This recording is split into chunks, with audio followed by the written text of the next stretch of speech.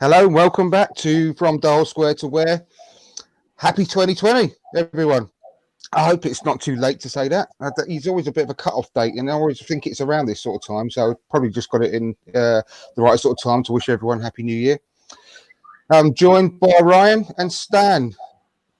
How are you doing, fellas? Did you hope you had a good Christmas, both of you? Yeah, all good here in Vancouver. So Happy New Year to everyone. Thank you again. Yeah, How are same you, here. Ryan? Yeah, same here. Can't complain.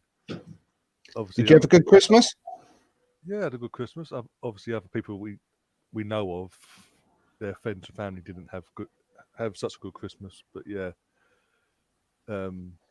myself personally, yeah, can't complain. New Year, yeah. Good. Excellent. Well, there's a lot's happened with the Arsenal over the last couple of weeks since we last did the podcast. And, I think it's all been brilliant, to be perfectly honest. I don't think there's any reason to be in a bad mood with regards to the football club at the moment, is there?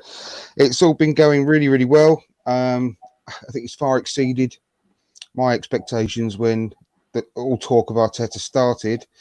I had my reservations beforehand, but since the first initial interview and what's happened since, I just think it's, as far as I'm concerned, it's just been getting better and better as each match progresses, really. So we can go through, really, because obviously I know that it's probably all been done to death since I last did a podcast with all the other podcasts that have been going on out there. But just in a nutshell, we'll start with you, Stan. I mean, there's been 4 games since Arteta took over. Just give us your brief sort of thoughts on how it's progressed so far. I'm really enjoying how it's all been unfolding. You know, from the appointment, from the press conferences, to the response that I've seen in the matches, the 4 games that he's been in charge of, to what the players are also saying when they're being interviewed and they're putting their little tidbits out through their PR people, even to what I'm hearing about what could be potentially happening in the transfer window. As I say, I'm enjoying the way it's unfolding. You know, I just want to sit back now to the end of the season and see how it all unfolds. And I'm really interested to see, you know, when we've got all of the players back, a lot of his young players coming through, watching their game improve, you know, as we get towards the end of the season. I'm really enjoying it. Absolutely. And I can't quite get my breath really over how things have changed on the pitch since he took over in such a short space of time as well. And it does back up a lot of what a lot of us were saying during the Emery reign, that how he was going wrong, you know, playing people in the wrong positions, etc., and that if someone that actually had a clue what they were doing did come in, it wouldn't take too much to actually change the results on the pitch. But like I said earlier, I think it's what he has done has far exceeded any kind of expectations or hopes that I had initially as well. What about you, Ryan? Yeah, the same. Like the 4 games since he officially came, because obviously the Everton game, him and Ancelotti both sat in the stands. Bournemouth onwards, Bournemouth we saw slight improvement. We just weren't taking our chances. On another day, take our chances, we would have won that on another day. But then the Chelsea game came along. Yes, we lost it for the last 7 minutes of concentration levels dropping. But the performance itself for the 83 minutes up till then, you couldn't fault any of the players to a man. No. Ozil a lot.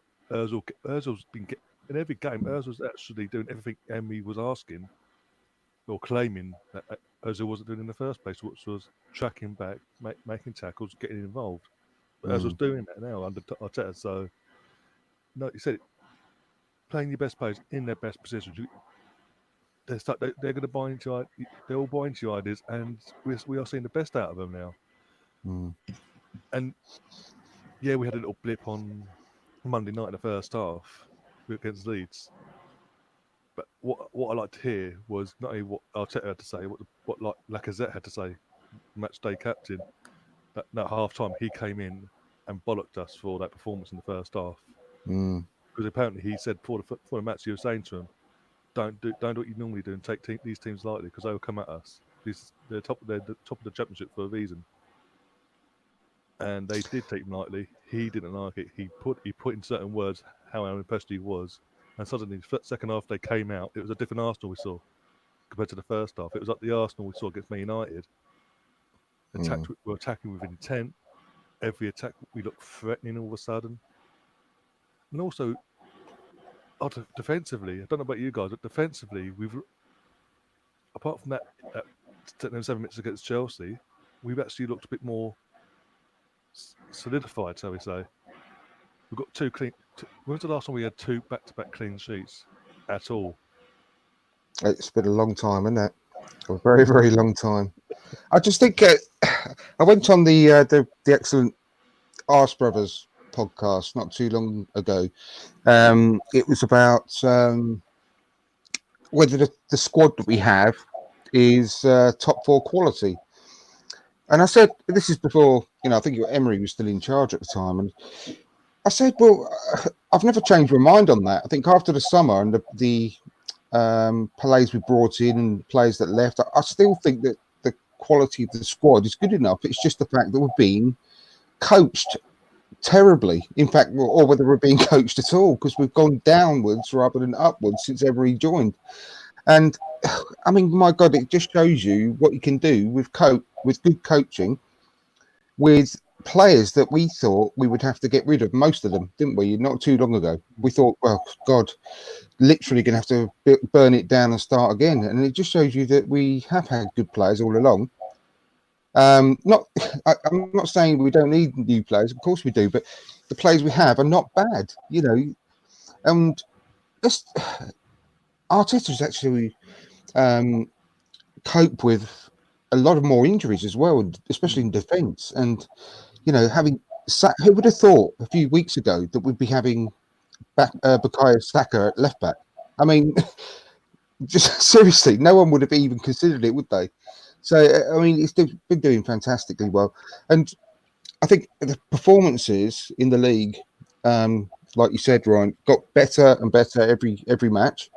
And you know what? I was absolutely over the moon with the Leeds game as well, because although the first half, it didn't surprise me what happened in the first half, because Leeds are a fantastic team and Bielsa's a fantastic coach. And I just knew that they would go at us from the off because they've got nothing to lose and they want to show what they can do to a massive audience on BBC One, as it was over here in the UK. And I wasn't surprised at all. But I tell you what, I put a tweet out after the game and said that I couldn't see any circumstances whatsoever that at any point in the last 2 years, probably longer under Wenger as well, where we would have won that game against Leeds. We wouldn't. I doubt. I just couldn't see us winning that game at all. I just think we would have capitulated. And the fact that we rode that storm, after a really tiring Christmas schedule as well, with the squad that we've got, we rode that storm in the first half, came out of it somehow still at 0-0. And the fact that we went on and improved after a half-time team talk under the manager to such an extent that we turned the game completely on its head and we shaded it overall in the second half and won the game, that was just as pleasing to me as the Man United result, to be perfectly honest. I thought it was absolutely amazing that we won that game. It's like an old-fashioned 1-0 to the Arsenal.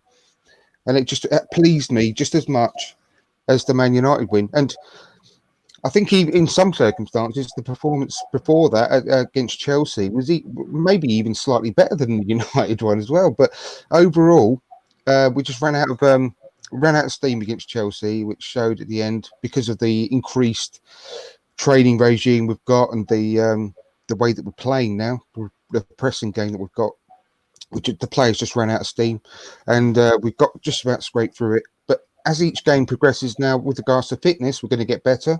And I'm just so excited about the future. I really am. I don't want to wish away this season, but I just can't wait till next season when he's had a whole pre-season as well in charge, and he's really got to know the players for the next 4 or 5 months of the rest of the season. It just it fills me full of excitement. So with this current squad, I'll go to you first again, Stan. What do you think potentially, realistically as well, I should add, is going to happen this month? Do you really think that we're going to bring in any players? Yeah, I do. I think that business wasn't really concluded in the summer. They tried to make a late bid, didn't they, for Upamecano? But at that time, RB Leipzig was still sticking to the buyout clause of something around about 70 odd million. With the injury to Callum Chambers, I think they were already going to do something, and that's probably just reinforced it. And I think that we could probably see 3 players coming in. What I'd like to see of those 3 would be 2 centre backs and a midfield player. And I think it's really possible, especially if we can maybe move a couple of players on as well in this window. I mean, if you look at Mkhitaryan, a bid's coming from Roma that we've turned down for 10 million. Maybe they'll come back. I would have taken the 10 million myself because we got him for nothing, didn't we? And he's on a wage of around about 200 grand. I would have as well. Around 200 grand a week. So if we can get that off the wage side of things, you know, that's another 200 grand there. And looking at the rumours, you know, a lot of people online, and I even said it as well, you know, would you take Boateng or would you take Upamecano? But then when I thought about it, I thought, well, I know we're not playing Football Manager, but realistically, you could get both. You could get Boateng on a loan deal and cover his wages if you get rid of someone like Mkhitaryan and an El Neni and maybe a Mustafi. And then you could probably go to RB Leipzig and start negotiations at around about 40, 45 million if he's not going to re-sign, and see where you go from there. So it could be possible to bring in 2 centre backs. I think that would be, I think that would do us the world of good if we could bring in 2 in the back with what we already have as well.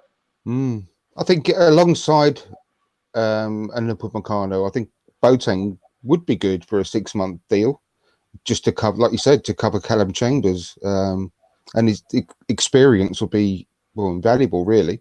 But can you really see Upamecano leaving Leipzig when they're still in the Champions League and they're going for the title? Yeah, I've had that question asked to me, but sometimes you have to look at, there's a bigger picture here, and sometimes a younger player in a team like RB Leipzig can be sold on a rebuild, which is what we're doing at the moment. It's tempting. It might be tempting to stay there, but if he sees a future at Arsenal, I mean, there's a reason that he doesn't want to re-sign his contract. You know, you got to look at. Look at Harry Maguire leaving Leicester to go to Man United. I know, you know, as a stat chart, Man United are a bigger team, but Leicester, you know, they'd come off the back of winning the league. He didn't want to stay around. He decided to go to Man United because they obviously sold him on a rebuild project. And maybe we can do the same with an Upamecano. It's slightly different though. When he joined in the summer, he didn't really know that they were going to be, you know, doing quite so well this season, I suppose. And I don't know. To me, in his position, when he's only 21, if I was him, I mean, everyone's different. Everyone's different. But I would think people want me now, but they're still going to want me in July. And I might even be able to get more money being the league winner. You know, when the summer comes as well. And with the chance of some silverware when you're 21 winning a league, I might think, well, yeah, I do want to go, but if I wait 6 months, I'm still going to be able to go, and I might even be able to get a bigger wage. I don't know. It's going to be a tough one to get him out, but I totally understand what you're saying, and it's a possibility. I do also caveat that when it comes to Upamecano, I do have a real soft spot for him. So a lot of what I say about him is all thinking as well. When I lived in Amsterdam, I used to watch quite a variety of football through an app that I had, and I have seen RB Leipzig play a few times, and I've known about him for probably about 2.5, 3 years now. As opposed to William Saliba, when we got linked to William Saliba, I'd never heard of the guy, and I still don't really know that much about him apart from what I've seen, looking up clips and such like. But I've really got a soft spot for Upamecano, so I'm a little bit biased when I talk about him. I really want to get him in. He looks the business, and I can't remember which podcast I was listening to, whether it was the Arsenal Vision or the Ars blog today, where they talked about him and the possibility of him linking up with Saliba, who potentially they could be the new France centre back pairing for the next sort of quite a few years as well. But the way it came across was that they'd complement each other really well, because Saliba being 6'4", but Upamecano being 6'1", 6'2", and the way that they play, I don't know, the way they explained it, and the different styles would really complement each other. And I'm just really reluctant to get excited about that, because I'd love him to come in, and he looks like and sounds like exactly the type of player that we need. He reminds me a bit of Sol Campbell from what I have seen. Right. Probably not quite as tall, but yeah, I just think he's a big, powerful lad, and it'll be very exciting. I haven't seen this being linked with anyone else other than Boateng. So about you, Ryan. I'm talking when I said that, I mean centre back wise, sort of real concrete links. So yeah, what do you think about this month, realistically? Just going back to the Leipzig guy at Leipzig, because what's he got, a year and a half left on his current contract? And 18 months, yeah. So it might be a thing where we can agree a deal with Leipzig where they can have him for the rest of the season, if worst case. But we agree a deal now of a cut sort of the value of what the contract is now, because obviously they don't want to, in their situation, they don't want, if he's not going to sign a new contract as well, come June, summer, they're going to be in a situation where Tottenham are in now, will play refusing to sign a new deal, and they could risk losing money. So they can sell him to someone. You'd think business-wise they'd want to get some money for him. Again, like you said about Boateng, apart from Upamecano and Boateng, I haven't really heard anyone else been linked with. No, I don't think it's going to be a problem for the club. I think Leipzig would be more than happy to sell him personally, because that's their business model, the Red Bull model. That's what they do. They get young players and sell them on, don't they? That is how they make their money. So I don't think it's going to be too much of an issue for them. I think it, more than anything, it's him. And don't forget, who's the guy he's being managed by? He's Nagelsmann. That's going to be a wrench for him. I know we're Arsenal and they are Leipzig, and there's no comparison club-wise. But when you're working under Nagelsmann and you've got the chance of, winning the title, it's going to be tough. So I don't think it's going to be a walk in the park. But personally, under normal circumstances, I think that what you said, Roy, would be perfectly acceptable. And do another, what we did with Saliba, buy him and loan him back. However, we're desperate. The only way that could work is if we buy him and then get a couple more on loan. But how realistic is that, to get two good quality centre backs on loan? And that's the thing, we don't know Arsenal's actual target, because they're so secretive. We don't know all their targets. All we know is that Arteta's come out and said as well, there's a few players we've got in mind. If and when it gets done, we'll let you know. But obviously, apart from Boateng, that's been leaked out, and obviously up to the guy from Leipzig, I'm not going to try to pronounce his name. From when we tried to get him in the summer, apart from them two, the media can't get hold of any names. And to one extent, I like that, because it keeps everything hush hush. It just keeps, and it lets the board get on with doing their business. Because we've seen with in the past, with lots of Pepe, as soon as we're linked with someone, it gets leaked out, our fan base goes into absolute meltdown, like super glued to the TV or whatever. And then if it doesn't go, if it falls through, if the deal had fallen through, it would all kick off within our fan base. Would have an absolute meltdown over it. So in that respect, I'm happy everything's hush hush at the moment. Sorry, go on, Stan. There was another one that I saw as well, that we're being linked again with Thomas Lemar on a loan deal. A winger, yeah, the left winger. Yeah, the one that we nearly spent 90 million on. Do you remember that? Yeah, it fell through the last day by all accounts. Yeah, But apparently. he hasn't pulled up any trees, has he? So I hope we don't. I'd rather stick with. What we got. I don't want him to block the path for Martinelli and Saka, to be honest, because I'm really happy with those two. They're very exciting and they're perfect to rotate. I can't see the point in that whatsoever. But we are Arsenal, and we'll probably go and buy him and another striker or something. You know, that's the way we do it. Now. But do you know what hasn't done us any favours though is the Callum Chambers injury. That's I mean, it's terrible anyway. But the timing of that is ridiculous because everyone knows now we're even more desperate for a defender, and that's going to push the prices up by another 10-20% easy, isn't it? That's just, I mean, that's so Arsenal. That is so Arsenal to lose another defender to an ACL just before the January window. But it could have been worse. It could have been after the January window, I suppose. But it's just typical. Price-wise, we're going to be screwed. It's such a shame because he was doing so well as well. Oh yeah, mate. Honestly, I feel so sorry for him. I do, and I feel sorry for all of us because he was our best defender for the majority of the season, wasn't he? Yeah, playing his heart out. But it's like he came back from the loan spell for Fulham, and he's like, obviously Emery's still at the club at the time, wanted to prove a point to Emery, and obviously then on Berger and now Arteta's down full time. He wants to maintain that, and ACL. What is it of Arsenal in the last year of ACLs? People are going on about the way we've got to really have a serious look at our medical team and all that. ACLs, that ain't nothing to do with that, really.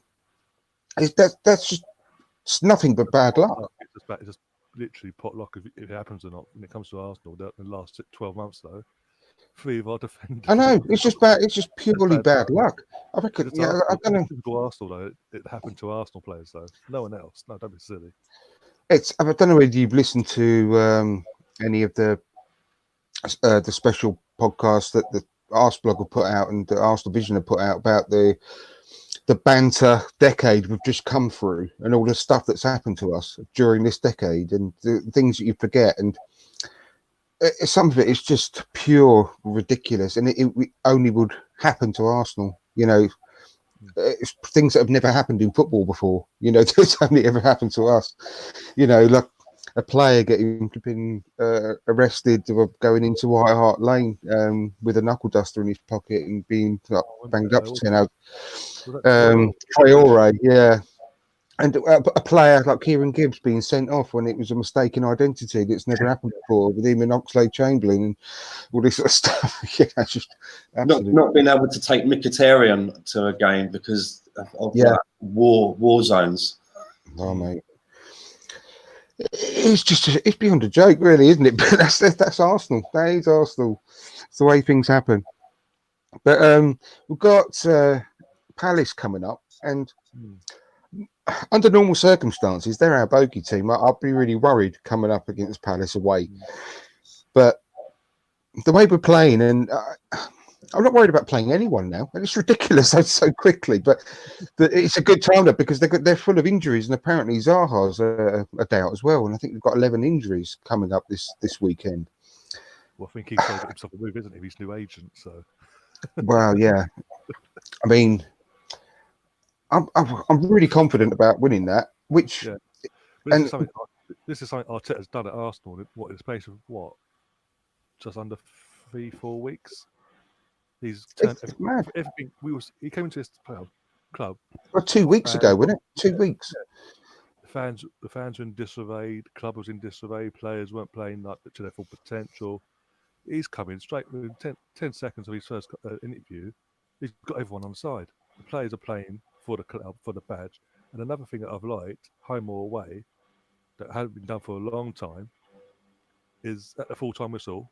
He's not running down the tunnel. He's literally on the pitch. So everyone, you stay on the pitch, go over to your fans. If you're away, thank you, fans. Even at home, middle of the pitch, well done. Now go and thank the fans. And again, that's something the fans appreciate as well. And that's build another feel good factor. And the stadium itself, having the fan base as well, because it's then shown that he cares, and then it's because he cares and the players are doing that, it's showing that they care as well, that they do actually give a crap about what the status this club is in. And what I found refreshing as well is the honesty of, like, what was it, the David Luiz Socrates interview after Man United games, the honesty about the fitness levels, that for what he wants from us, we're not that fit yet, but we're working as hard as we can. And as long as look, we don't expect to win every game, but as long as you give 110% within 90 minutes, we won't complain. Exactly. Well, I said when we bought Louise, straight away. I was on the podcast that day, I think, or maybe the day after. But I said about how pleased I was when we signed Louise, and the fact that he'd be a good captaincy candidate. And I was laughed off the face of the planet at the time. And I said, well, I've said all season, I like Louise, and he's not a bad defender. He just don't turn into a bad defender just by making a move across the city. And the fact was that it was just, again, down to the fact that how we were playing at that time, and he's no protection. We were completely open and allowing every opposition to run straight at us and just pepper the goal with shots. And I said, just look what's happened with Luiz. He's looked like a man mountain the last 2 or 3 games. It's looked fantastic. And I'm not saying he's the best defender in the world. And yes, he's still, culpable for mistakes every now and then. But I don't know a defender in the world that isn't. And yeah, I mean, it's just fantastic. And the whole team, I don't think you can question the commitment and the play of anyone in this who's played under Arteta so far, can you? It's just nothing short of a Christmas miracle. I just expect him to walk out with Tiny Tim and give him some faith healing and get him to walk again on the pitch or something, some cripple kid. But I wouldn't put it past him. What I enjoyed at the beginning of the games now, I was late for the kickoff for the Leeds game, so I didn't see if they did it. But the previous 2 games, the players were doing the huddle. Oh, and I noticed, did I do that? Did I do that at the beginning of the Leeds game as well? I don't know. I missed it. I didn't see that. Because what I noticed was when I done it for the Man U game, the footage that we were watching, they kind of zoomed in on the huddle. And the one player that was doing all of the talking, it wasn't Aubameyang, the captain, and it wasn't Xhaka, the previous captain. It was David Luiz. Yeah. He was doing all of the talking in the huddle, and he had everybody's attention, and that was really good to see.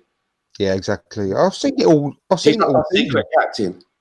He is. He's been the captain all season on the pitch. Yeah. I'm not exaggerating.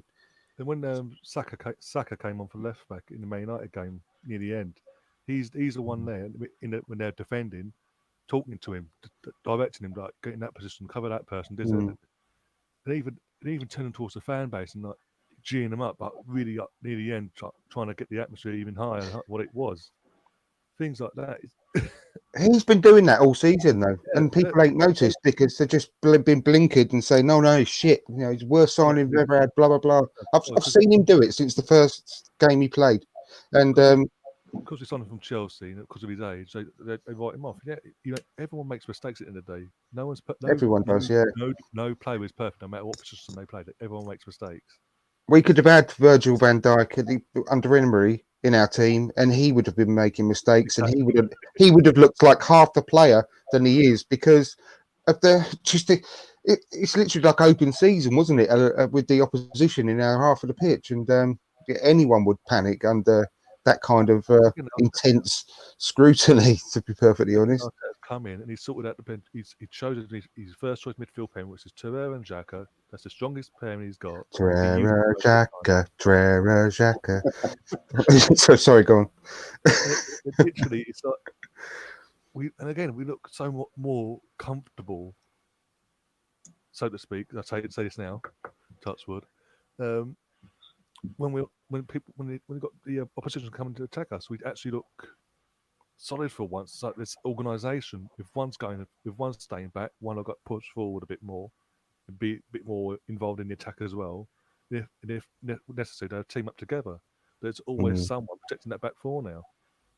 I know. Well, hats off to Arteta because we've seen it in footage as well. He is doing them. he ain't letting go. In fact, after the Leeds game, he's saying first half, no, I was not happy. I saw two Arsenals. First half, I didn't like. He let them know because he did, as I said before, he did say Leeds will come at us. We need to be fully on it from the get go. And I think in fact, as you said before earlier on, in years gone by, in that sort of situation, we would not have gone on to win that game. We would not have got battered in the second half because nothing would have changed, sort of thing. Whereas he's come in because he pre-warned them, this, that, and the other, and they're buying into it. So they're up in their levels. They're giving him the respect that I wouldn't say deserve, but he demands the intensity he demands from these players. They're then giving it to him. I know. And I think it was the Man United game where he was interviewed and before the game, and he said was asked a question: are you going to play with the same intensity, or do you expect the players to play with the same intensity as they did against Man United? It's words to this effect, and I can't quote it exactly, but he said, no, that's it's not going to be like that for this game. It's going to be like that for every game. And it's just, I mean, it's amazing. It's just so. I don't think he's just doing it on purpose either. It's literally, that's the way he is. It's like, it's almost as if he's literally trying to say everything that we want to hear. But it's not. That's the way he is, and it's just so bloody brilliant because we've been waiting for this for the best part of 2 decades. We haven't had any kind of the way he talks on it as well is what he was expected of as a player when he was playing for Arsenal. Was it though? Was it? But under Wenger, there was. That's what I mean. It wasn't shown, but maybe because of that era where he obviously played for Everton, he's watched the great Arsenal teams beforehand, the Invincibles and all that. He's witnessed. He knows what it is. He knows what it means to play good football at Arsenal and what the standards that were set in the early noughties. And he's taken it on. And maybe working under Pep, it seems it's what wonders because he took a little bit of knowledge from there as well. Because the way he dresses as well is pretty much hair aside. He's even growing a beard now, like Pep. Yeah, well, he looks really cool actually. Apart from, he can even sort of stand his Lego hair because he does look pretty cool. But what I liked as well, because I can't remember which podcast I was on, but I was talking earlier on in the season about missing certain aspects of the Arsenal of old, under George Graham, the Highbury, how much I missed Highbury and the class of the club. I was talking about that, and I said, I semi-joked, but I wasn't really joking, but I semi-joked at the time about I missed the players turning up for the match in their suits. They had the old emblem on their jackets, and they looked really smart coming into it. And he's literally, he's got them doing that, hasn't he? I mean, they haven't got the ties on, but they're all, have you noticed when they all turn up at the stadium, they're in suits. They're all in matching club suits. And I mean, just a little something like that. I love it because one of the things in his initial interview, and he said, I just want teams that are coming to the Emirates to play us when they're turning up in their coach and they see the Emirates. I want them to have that fear of coming to the stadium again. And that's exactly what I really wanted to hear, because our home should be, our fortress. And we've not had that feeling for such a long time, have we? And we haven't had any discipline within the club for, like I said earlier, about best part of 2 decades. And we've had a fantastic period during that time, but I think under Wenger, they were pretty much allowed to do whatever they wanted and get away with it and play the next game. And that era has come to an end, but that's looks of it. Just coming off the back of what you were saying there, Mikel Arteta saying that, this is how I want us to play in every game. I can imagine that was probably why he was so angry with the team or made a point at half time, because it sounds a bit cliche, but the game against Leeds, it really was a game of 2 halves.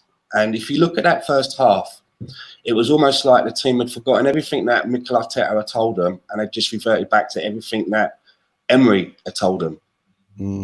If you look at the stats in the first half, you know, it was the same as all of the games under Emery. Everybody was playing so deep in that first half. We were almost causing problems for ourselves by trying to get the ball out from the back. I mean, there were times when it almost looked like David Luiz was trying to get into a centre-back pairing with the goalkeeper. That's how deep they were. And when they came out for the second half, it looked like the players had just moved up at the pitch, maybe just a few more feet to give themselves more space, and it worked. And I think he must have gone. If you're training the players this week, I would sit them down and I would show them those two halves and show them everything that they did wrong in that first half, but then complement that by showing them how they improved and everything that they did right compared to the things that they did in that first half. Because I mean, just the way that they were receiving the ball, when the midfield just wasn't working at all in the first half for me at all. I thought it was terrible and quite languid. They were doing that thing where it's either you press or you don't press. Don't do that thing that's in between where you're kind of like you're jogging in sort of no man's land and you're not doing one or the other. And that's been the problem, I think, under Emery for most of his tenure.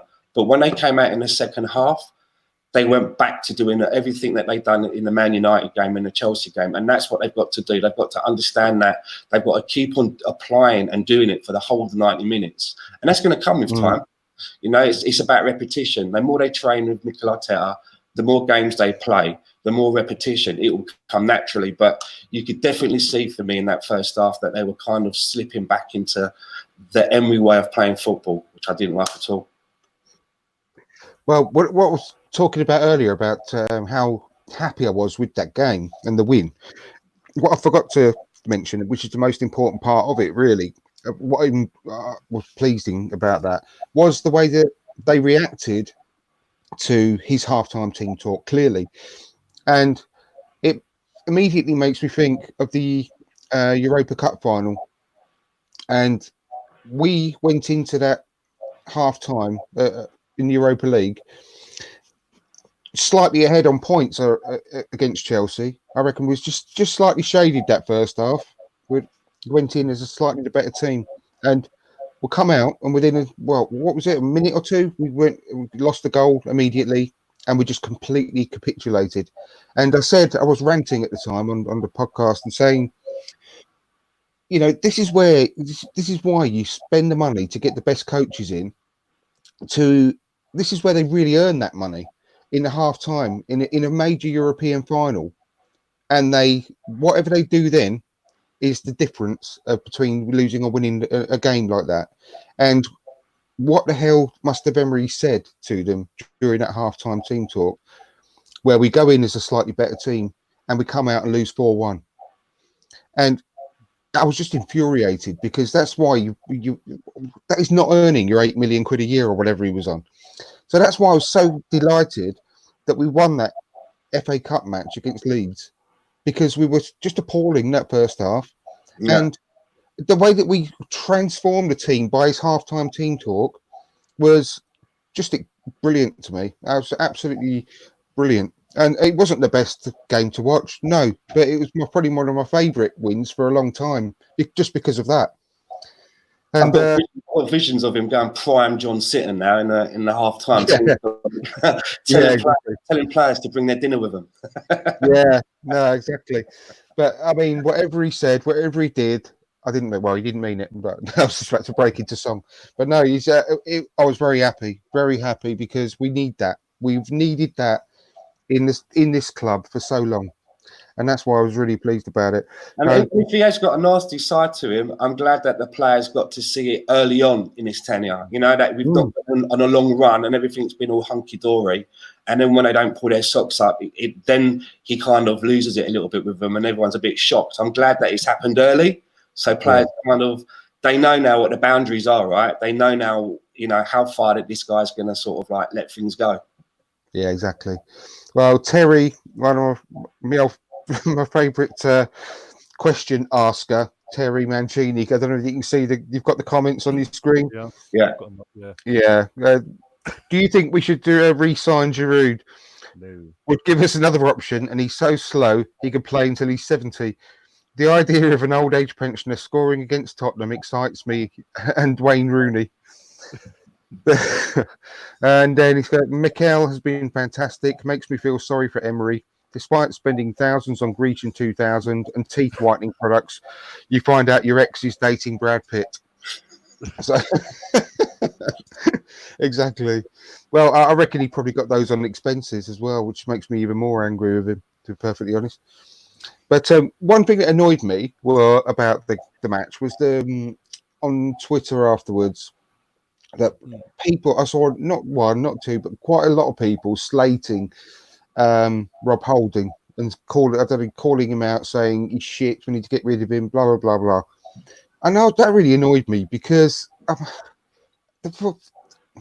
this guy has been out for a year, and he makes his comeback in a game like that, which is probably a bad decision. But I don't think we had much choice, did we? And who we played. We had no one else to play, so he played. But that was Not probably the full 90 as well. Well, against that team, Leeds, I just knew what was going to happen in that game. And it was almost like standing in a hailstorm in a force 10 wind with a hail blowing in your face. That's what it must have been like with those Leeds players running at him all the time. And the rest of the players weren't supporting him in the first half either, were they? And a couple of the passes that he made were bad. I know that. He had bad distribution on the night. But again, he's a human being. He's a young player with a lot of potential, which I think is going to be if he can stay around under Arteta. I think he's got a massive chance of being a real good class player because he's got all the attributes. But it's his first game back pretty much in a year, and just to slate him like that and write him off really pissed me off because he can see that he can just watch a player and the way that he played to tell that he's got a lot of the right attributes and he's going to come good. So give the guy a chance, and that really annoyed me. I don't know what you guys thought. Yes, he didn't have the best of games, but at the end of the day, he got through that game unscathed, and we had a clean sheet, fair play, and I think he did all right in the end. So, what do you guys think? I've got a quick one for that. I think our fans are very, very fickle. They don't understand, about being patient, and I say that in the same way that our fans, I say a section of the fans, as you say, are slating Rob Holding for maybe having an average game after coming back from a long injury, is in the same way that a section of our fans will hail Mesut Ozil as the second coming for being able to string together 2 okay games. That's how I look at it. Patience, do you know what I mean? I want to see what Mesut Ozil's doing in 10 games time, and I want to see what Rob Holding's doing after he's made himself come back and he's getting in the team regular. We shouldn't be too quick to judge sometimes. Yeah, some other guys were saying that he needs to go out on a loan, but I don't agree. I really genuinely think he needs to be in and around a squad, and he needs to be working with Arteta and his coaches to really get him prepared for next season as well, and then obviously play when necessary because we are probably going to need him as well. So I really think he needs to finish off his rehabilitation with us and help us out whenever he can in the meantime. But I really do have high hopes for him. There's a lot of players now I have a lot of high hopes for. And another one I want to talk about as well is, which I can't wait to see him back in the team, is Danny Ceballos. He's one that I've got a lot of time for. I think under Arteta, I mean, with his guidance and the way that he's clearly improving players, obviously what he did at City and what he's done so far with us, he could really go places, Danny Ceballos, with that guidance and that coaching. And I really hope we can work out a deal for him to stay, because we've seen what he can do in flashes. But I think he's got a really high ceiling. I do. So yeah, I really just hope we can work out a deal with Real Madrid and we can keep him on. Hopefully, he might play on the weekend. We never know. But Ryan, what do you think, Ryan, on him?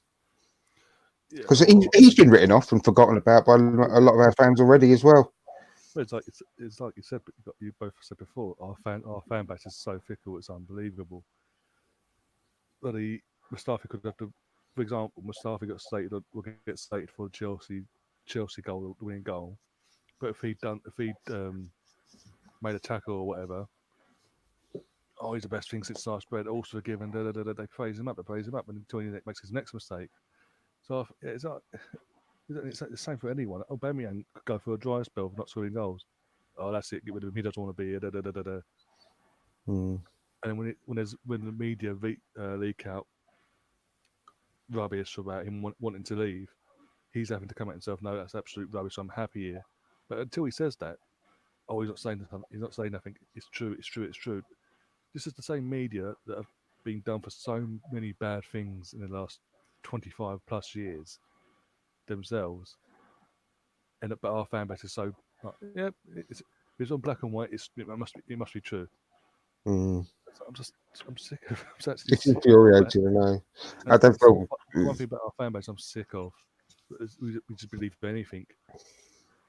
I know. It's in the paper. It's true. Media says it. It's true. Again, and also Sky Sports. One in the same segment, the same person says, "No, we're not looking to sign no one." Like Arsenal not looking to sign no one. But they're looking at Boateng and there's conversations back and forth. It's what is it? What they're having their tracks now. It does my fucking loaf in. Because I haven't seen anything in from anyone specific about this Boateng thing. So far, where's it actually come from? Who's actually said anything? Is that just speculation from newspapers, or has it come from anyone in particular? It's the German Sky Sports version of what we have over here that have leaked it to, got wind of it somehow over there, and then told the UK correspondents over here, and that's how it's come out. So that's just a rumor from a media company as well. Then that's not. I mean, it's nothing concrete at all, is it? And that's what I'm saying. It- But literally one 30 seconds prior to that, no, Arsenal looking to sign absolutely no one. As far as they're concerned, they spent enough money in the summer. That's it. I'm sorry, Arteta, anyone that come in, be it Arteta or whoever, would not have took a job knowing that coming in a few weeks' time when the window's open, that they're not going to get back. They're not going to get any back into improve what they've been walked into. Mm. It's a really difficult month with regards to. We need to be strengthening because with this new way that we're playing, the high press, and the way that we are increasing our intensity in the training and everything to be able to do it, we are highly likely to have a big slump in the spring, and we're bound to sort of succumb to quite a few injuries because of this as well, muscle injuries, whatever, because we haven't been fit enough. So we do need extra personnel. But I have to say, I've had a complete U-turn on a lot of our players. I mean, the big one I really need to apologise to personally is Granit Xhaka, because I've slated Granit Xhaka, and it's unlike me because I don't like to slate players. I don't really go out after certain players, but I've openly said I don't know, why he's at Arsenal, because he doesn't fit the bill. He's no any specific kind of midfielder. He doesn't do anything really for the team, and he needs to move on. But I always give credit where credit's due, and he's been fantastic the last few games. And if he was to go this month, that's going to be a big problem for us, because to replace someone like him, it's going to cost us an awful lot of money, and it's going to be a gamble. And I think that we really need to, at least till Christmas. Christmas. We at least till the summer. Apologies. We need to keep hold of him. We really do, because he is, without doubt, the best player to play alongside Torreira at the moment. Unless Ceballos can come in and really hit the ground running, which is going to be difficult after an injury he's had, then we need to keep hold of him. And I need to eat a whole slice of humble pie about what I've said about Granit Xhaka in the last few weeks, because he's really come good, hasn't he? No coincidence. Literally, just before Arteta was announced, there was rumours of him and Hertha Berlin had negotiations. Xhaka's agent come out and said everything's agreed. It's just between the clubs now. Arteta's come in. Performances have got better, as you just said. But also that talk has now gone quashed. It's like, and Arteta's come out and said, as far as I'm concerned, he's staying. He ain't going nowhere. He's committed. It's like Arteta's he's come in, he's seen Xhaka, put an arm around him, had a chat with him one-on-one, and said, "No, you are wanted here. You are part of my plans. We've got let's build something great here." And the way things have gone, game by game, Xhaka's starting to believe in that. And because Xhaka's given that 110% as well in his performances, have got to get better in these few games. Showing that as well. And yeah, we all most of us went on there and we were like, how dare he be that we were for Palace early on the season. But also at the same time, anyone that's smart enough will know Emery to a point did throw Xhaka under the bus though, straight from the off. Oh, absolutely, yeah. He played him out of position. Anyone that doesn't realise that needs to head testing. No, he did. That didn't help things. I think if he feels more protected and wanted, he's more than happy to stay put. Well, what annoys me is when you hear things like, and I'm not absolutely not saying that he said this at all, but well, actually, I don't know which one it was, whether it was Lacazette or Aubameyang, where they said, "I've got to leave because I want to play in the Champions League." Now, that sort of comment really pisses me off. I think that was Lacazette said that. Yeah, I think it was. Yeah. That pisses me off more than anything because, well, okay, well, get us there then. Exactly. Get us there then. Why? Exactly. I mean, you're going to leave us to go to a club to try and qualify for the Champions League. Get us to the fucking Champions League. And I mean, but I don't know whether he said that at all. You know, that was just one of these things again comes out in the media. It might not be true, but that sort of comment really annoys me more than anything coming from a player. And Frank Gunner's just put in the comments, it pissed me off that some of our own fans are waiting for Arteta to fail. It's ridiculous. Of course, but I mean, you can't call yourself a fan if you like that. Really, you can't, because you're not a fan. It's a fanatic of Arsenal. You're not that type of person if you are waiting for Arteta to fail. And if you are, then I'd love to know why and how you're not impressed by his start in the job. It's just a joke. It's my take on the Granit Xhaka situation. I'm not a big fan of Granit Xhaka personally, and I don't think he's been. I've never really thought he's been that much of a player ever since we bought him. To be fair, I have seen some good things that he can do, but I've always thought that he slows the game down a little bit for us. Under Mikel Arteta, I have seen improvement, although what I saw in the first half of the Leeds game for me was Granit Xhaka reverting to type. I'm always up for improvement, and if he does continue with what I've seen over the last few games, then maybe he's got more time at Arsenal. But if Hertha Berlin wanted to drop 40 million euros on him, and again, we don't know how true that is, but let's say that was a true rumour, then I'm all for that, purely on the aspect of upgrading. I always think that if you can upgrade on what you have and take out the sentiment part of it, whether you particularly like a player or you don't like a player, but if you can upgrade, then I'm always one for that. And I think that if you can get 40 million for Granit Xhaka and maybe put a little bit more on top of that, I think that we would be able to get a much better player for that position on the pitch. If it's about keeping him through sentiment and, it's Granit, he's been around the club for a long time, I don't really buy into that, because I don't think he's actually been that good for Arsenal in his Arsenal career, so I wouldn't mind letting him go. But again, just to repeat, if there is some improvement that's going to come, I'm not going to be quick to judge, like I said a moment ago. I'm all up for giving him more time and then making a firmer decision in the summer to see how it all plays out towards the end of the season. I don't mind doing that. I mean, who are you going to replace him with in the January, though, in order for that person to settle in and do as good a job as him for the rest of this season until May? It's really difficult, Stan, isn't it?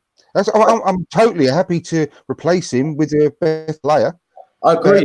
But those people I think we can do that.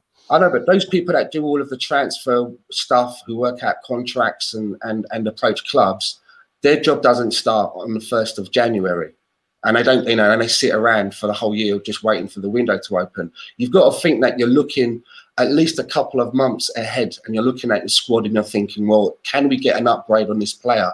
And you start making a shortlist, you start having a contingency plan ready. Well, that's what I'd like to think happens at a club anyway, that you've always got a contingency, and you've always got feelers out, and you've always got a feeling on whether player X might be open to do something in January, or player X might be open to speaking to us now, and we can firm up the deal in the summer. So you never know. But as I say, I mean, I'm not his biggest fan. I don't hate the guy. I just think that we could do better. But if there is going to be improvement, and he starts to improve, his play under Arteta, and he's used in a different way and not being deployed solely as our first line of a defensive midfield, then we may get more out of him, and I'm open to it. He's being played to his strengths under Mikel Arteta, isn't he? Same as every player, not being asked to do stuff that you're not comfortable doing. Just playing to your strengths. And how many times have we said that under Unai Emery? The players just need to play to their strengths. The team needs to play to its strengths. And it's amazing what you can do when you actually do that, and the changes and differences that it can make. But we slightly went, I'm just going to guide us slightly back to what I was talking about earlier, and Danny Ceballos. What would you guys, I mean, I'll go to you first, Ryan. What would you keep Ceballos?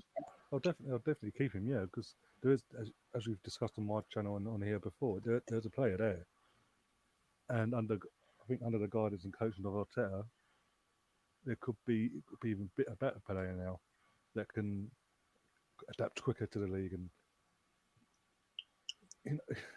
be like. Because I think he could be the long-term replacement for Granit Xhaka, by the way. Just to cut in slightly. Apologies. Oh, definitely, and I think there's a deal there to be done with Real Madrid. I think he wants to be here because everything he does on these social media and all that, it's all pro Arsenal. For someone who's on loan, and if you want to believe what the media say again, he just wants to use this as a stepping stone to try to point to Real Madrid. You don't do this. You don't do everything he's been doing. You wouldn't do. You just want this as a loan. You don't want this as a full-time thing. I don't agree with that. His first home game, literally got an assist, and he celebrated like he scored the World Cup winning goal, won us the league or something. You don't say what he's been saying and act the way he's been acting, unless he's an actual actor, he works in Hollywood or something that's been sent over here. But you can't sort of fake that sort of stuff the way that he genuinely feels like he looks like he loves the club. But anyway, that's by the by. I just want to keep him, not only for the way that he seems to be infectious, personality wise and everything, but I just genuinely can see a great player inside him, and I think he could be the player that Granit Xhaka wants to be. You know what I mean? The player to take that ball from the defenders and sort of basically just start moving it up the field. And I think he could fill that role perfectly. But I just hope that he gets a chance under Arteta, because I can't see anything other than him being the type of player that Arteta would really like to work with. So I just hope he can get back in the team soon and get a chance. But I can't. The difficulty is, where's he going to fit in the team now? Because it's going to be difficult to change the Xhaka and Torreira partnership now, because that looks really strong. And is he going to leave out Mesut Ozil? I don't think so. But I don't see Ceballos in that forward number 10 role anyway. I don't think it suits him. I think he's much better, a bit more of a deep line playmaker. So, no, like a number 8. But I don't. Who's he going to take the place of? He's not going to take the place of Torreira or Xhaka. So that's what is a bit of a concern, really. And what I wanted to sort of to talk to you guys about. I mean, what do you see a future here for Ceballos, Stan? And if so, how's he going to show what he can do in the current setup? My opinion about Danny Ceballos is that I honestly haven't seen enough of him to make a definitive decision on whether I would say, yeah, we should make the loan permanent or not. I did see flashes of him in that first home game where, you know, he looked like there was something good there, and then he kind of had a couple of games where he kind of looked a little bit off the boil, and then unfortunately he's had an injury. So I mean, he's due back. I think I saw pictures of him on the training pitch, and I thought it was quite amusing that all of the players were doing. It looked like they were doing like a guard of honor for him to come onto the pitch. So it's obvious that they hold him in very high regard. Either that or they're just trolling him. Who knows? But, I'd like to see more of him under Mikel Arteta, and I think I'd like to see him instead of Xhaka to see what he can do in that role. But keeping him one way or the other, I really couldn't tell you yet. I think that Arteta's got to like him because of his hair. I mean, Yeah. His parting is the most sharpest parting you've ever seen in your life. Maybe Mikel will see that as competition. Only one person at the club can get the Bill Cream contract. Well, but, I mean, the Lego guys stick together, though, don't they? Literally. That's a good one. Well, I got high hopes really coming forward, like we've touched on earlier with regards to this the next game. Now, I haven't stupidly should have written it down. I'm going to have a look in a second on my phone. The next few matches coming up, but the crazy thing is, and again, I think it was maybe on the Arsecast earlier about top four, and the top four being lava, and the fact that a lot of so-called professional pundits are still saying that Tottenham under Mourinho have got a good chance of getting top four. Believe it or not, that's the case. Now, what I'd love to do is that is actually start the season now. That's quite funny. With a little mini league, right? So add us, Spurs, United, Chelsea, Wolves. Anyone else that you realistically think could get that last place in the top four? And I'm assuming here that City, clearly Liverpool, City, and Leicester are already in the top four. So there's one spot to play for. So if it's us, Spurs, Chelsea, United, Wolves, I think, would you reckon that's realistically it? Is there anyone else? I mean, possibly. I don't think Sheffield United, they're going to get four. I think that's probably right. So if we started a mini league from now, and we are 9 points behind, so we're starting on a -9 to get top four, because currently that's how far we're behind Chelsea, isn't it? So the mad thing is, if we win against Palace on Saturday and Spurs lose, which they will because they're playing Liverpool, we're going to go equal points with Spurs. We'll actually claw back the deficit already. And it's just ridiculous. It's absolutely ridiculous to think that, because not so long ago they were 6 or 7 points ahead of us, and we've only won that one game against United. But the crazy thing is, it could be the lowest points total since the Champions League started to actually qualify in fourth place, by the looks of it. So there's a possibility. And if you were Arteta, what do you do at this particular stage? Because loads of people have said the league's gone. The league has gone, and we should concentrate purely on the Europa League and the FA Cup now, and just use basically the Premier League to experiment. But when you're 9 points off, when you're starting a mini league of 5 teams, only 9 points off the top one, what do you realistically do? Because that Chelsea looking particularly strong? I don't think so. How many games have they lost out the last, so many that have played? I don't think it's going to be beyond the realms of possibility that this Arsenal team now under Arteta, that's improving every single game, is it going to be beyond the realms of possibility that we can claw back those 9 points? I don't think so. So it's a bit strange, the situation. Also, a bit remember, we've just looked at the fixture list. At the end, we've got to play Chelsea away at the end of the month anyway. So, assuming we beat, you win all games like Palace. So who's that? We've got Palace then. Palace. We've got Sheffield United. That's right. Then Chelsea away. Then we've got the FA Cup match against Bournemouth away, and then Burnley at home. Then Newcastle. Burnley away, Newcastle at home, and then got that little winter break. So I don't think there's one game there that we can't win. Seriously. Effectively, if we win all the say for the next few weeks between now and Chelsea, we beat Palace on Saturday. We beat Sheffield United at home, and in the meantime, Chelsea drop points. That points difference is even less then going into that Chelsea game. So we've got 5 games. Actually, 2 3 points off Chelsea after the Chelsea game. So 5 league games until that winter break. Yeah, and then the FA Cup, and then the FA Cup 4th round as well against Bournemouth at the end of the month. I mean, it's going to be. I mean, this is. I feel stupid almost talking about it, but it's not. It's quite. It's in our hands. I don't know. It's quite believable that we could actually get in the top 4, isn't it? Really, when you look at it. I mean, that run of 5 games is clearly the Chelsea one is the hardest one. I mean, Sheffield United, very tough, but we should be able to beat them at home. With renewed confidence that the way that we're playing now, we should be able to do it. What I worry about is, like you said earlier, is as we're trying to get the fitness levels up in this team, we're still in 2 cup competitions as well.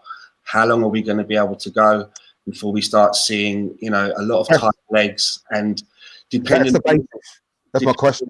That is the basis of my question, Stan, as to what you do really when you're Arteta, and how will that really affect this January transfer window, because we do need a bigger squad. And it's a tough one really, because do you literally just give up on the top 4 when what I'm trying to get at is you can't really, can you? You can't really give up on the top 4 because we're only 9 points off, and the teams that we're battling with are all inconsistent, and they're not improving the way that, hopefully, touch wood, we are improving now under Arteta. I'd say that out of that group of 5 teams, I love Sheffield United, the way that they're playing, and their manager. It's just phenomenal what they're doing this season. And if he doesn't win the Premier Manager of the league of the season, I think he should anyway. He won't. It'll be Klopp, and I think. But anyway, out of those 5 teams, I think that we're the one that over the medium to long term, we've got the best opportunities of improvement. Personally, I think a lot of those teams are suspect of mistakes, aren't they? I mean, look at Wolves. Wolves are playing some really nice football, as is Leicester, but they have had some slip-ups as well. Exactly. I mean, Leicester, I'd still say they're going to get top 4 because they are very good. They are a very, very good team. I can't see them slipping up too much. But out of all those other 5, I can see us quite, not comfortably, but I can see us clawing back that 9-point deficit on Chelsea. I really can. So it's a tough one, really. I do think that we have to get 2 or 3 players in this month. I think it's really critical. And if he does, then actually, that's the other good point, which I've only just thought of, actually. In the summer, when we made these improvements to the squad, and we brought in, 5 or 6 players, we were right on the cusp of the 25-man allowance, really, for your squad at that point. We haven't let too many players go. So how would that? I mean, that's got to affect our incomings in January as well. We have to get rid of some players, and I can't see anyone actually leaving, because Mustafi has to go, but who's going to buy him? I was reading this morning that there was a Turkish team sniffing around him. I can't remember which one. No, Fenerbahce, I think. Fenerbahce, I believe it when I see it. I really will. Again, don't know if it's rumours and that, but we turned down a bid from Roma for Mkhitaryan, which I think we should have taken personally. That would have been perfect. I can't believe that we would have turned that down. Really, for someone his age, well. Of the 190 grand a week, we should have ripped their arm off, in my opinion.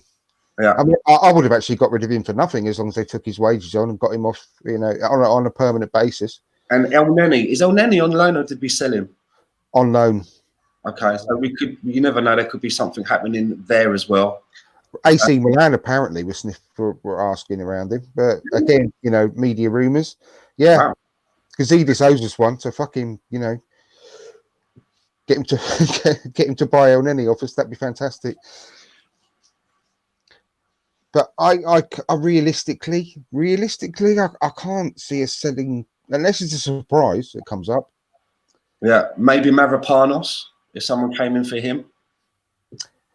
I mean, I'd love to, but you know, I mean, not going to get very much, right? But it's just a space. It frees up a space. Yeah. I mean, in an ideal world, we could get, I don't know, say anywhere between 15 and possibly 20 for Mustafi. I'll be over the moon to make that sort of money back on him. But the problem is, if it is something like Fenerbahce, we just keep continuously shooting ourselves in the foot with the money that we pay these players, because he's on the best part of 100 grand a week, I believe. Something like that, yeah. Ballpark figure. He's got to get that somewhere else, isn't he? And will Fenerbahce pay that to him? I don't know. I mean, I can't see it. I think we're stuck with him, and I think we're stuck with all these other players until the end of their contract, because they're not going to. Why would they take a contract somewhere else on far less money? It just don't make sense. I think they're looking at putting Emil Smith Rowe out on loan as well. So that's another space. Yeah. I wish we could have seen more of him as well, but I've got high hopes for him, actually. Yeah. He hasn't done brilliantly in the first team. I know that. But again, you can see certain things in him as a player. Scores goals, doesn't he? Yeah, he looks really good. I like him.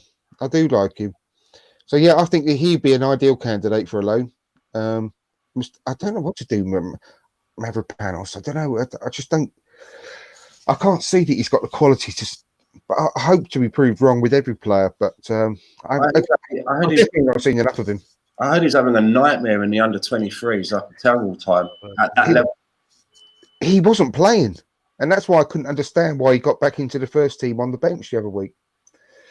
He was dropped. Steve Ball dropped him. So it's odd. I think that what's his face? Name's gone out of my head. The other young centre back. Thank you. Yeah, he's ahead of him, ability wise and experience wise. Well, it shows you though, if they've dropped a player like Mavropanos from the under-23s, and then because if we're short in that position, they've called him up and put him on the bench. It just shows you how probably off the pace someone like Zach Medley is, that they didn't use him and put him on the bench, right? That they would go back to someone like Mavropanos and call him back for the bench. It's odd, isn't it? It's a strange one. I can't quite get my head around it. And we've got that young left back as well, who has been named officially in the squad, who's been training with the first team as well. And I can't remember, his name's gone out of my head as well. Not that Cohen Bramble or Bramble Cohen. No, he left in the summer. I can't remember his name. He's quite promising, left back, but he was on standby in the squad, training with the first team over the last couple of weeks because of the problems we've got at that position. I think it'd be an urgent thing for me. If I was in charge of the academy, I'd get all the best possible under-23 players that are defenders, and I would immediately find them a home on loan, because that is exactly what we need from the academy, isn't it? Fullback and centre backs. Of midfielders and forwards that come through the academy, but I can't remember the time I saw a centre back or a fullback come through. Ashley Cole, probably, isn't it? Or Kieran Gibbs. Yeah, that's right.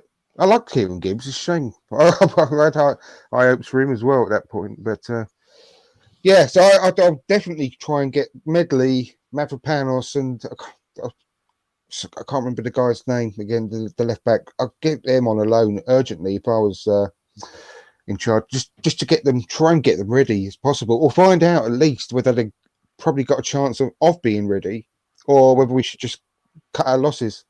Because, we're desperate in that area for a youth player to come through. But anyway, I think we're an hour and 15. I think we've pretty much covered everything we wanted to talk about now. So it's just a case of waiting to see whether this improvement is going to be gathering pace over the next few games. Because it will be interesting, wouldn't it? If it gets to that winter break and even if we win 4 out of those 5 games and we've clawed some points back, it could get even more exciting, couldn't it? If we potentially have got that top 4 place back in our sights. And if we can get a St Totteringham's Day this season, I mean, that'd be absolutely amazing, wouldn't it? I think that's on. I think Tottenham and Man United are both going to fall away a bit more. Oh, I just love it. I really would. I sound like Kevin Keegan now, I don't know, but can you imagine if Arteta finishes above Mourinho? I mean, it's just. I mean, they thought after the first game or 2 of Mourinho, and they'd won the first couple of games by 3 goals, didn't they? I think, or 3-0, 3-1, and they were proper going for it, weren't they? Then thinking, oh yeah, you guys wanted him, we got him, and all that sort of stuff. I mean, if we finish above them, that would be so funny. I think that would start this decade off in a proper way, wouldn't it? Mourinho's doing his 3rd season in the 3rd week. That's right. I mean, everyone knew what was going to come. Everyone knew what was going to come, but for it to come this quick, it's just beyond our wildest expectations. And they're paying him 15 million a year. I know. So if they get rid of him quickly, if it all goes to shit, which it will, again, he's going to walk out with like bunts in his pocket. Well, do you just? I mean, if you were Daniel Levy, and you'd already seen what had happened in the first 3 or 4 weeks of his reign, would you be putting your hand in your pocket to back him this month? No. Oh, no way. I mean, that's a good question, isn't it? Yeah. Because he will go ballistic if he don't get backed. Exactly. Oh yeah, he's done it, Man United. Look, And they will just try and put him up. Say, oh no, we'll wait till the summer. We'll wait till the summer. It's just, there's no value in January, and just try and get away with it, and just try and get, and just keep stringing him along like they did with Pochettino. They're proper fucked now. They've got to back him because I don't know how long his contract is.